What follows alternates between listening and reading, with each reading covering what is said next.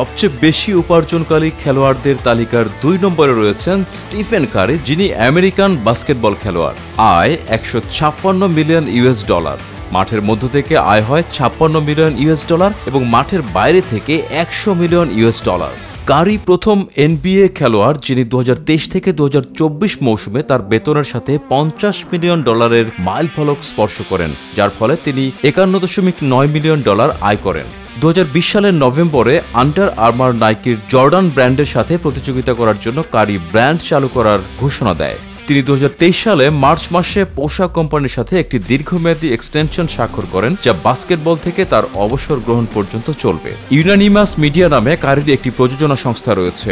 ওয়ার্ডেল Stephen Curry জন্মগ্রহণ করেন 1988 সালের 14 মার্চ, যিনি স্টেফ কারি নামেও পরিচিত। তিনি ন্যাশনাল বাস্কেটবল অ্যাসোসিয়েশনের গোল্ডেন স্টেট ওয়ারিয়র্সের একজন আমেরিকান পেশাদার বাস্কেটবল খেলোয়াড়, যেখানে তিনি পয়েন্ট গার্ড হিসেবে খেলেন।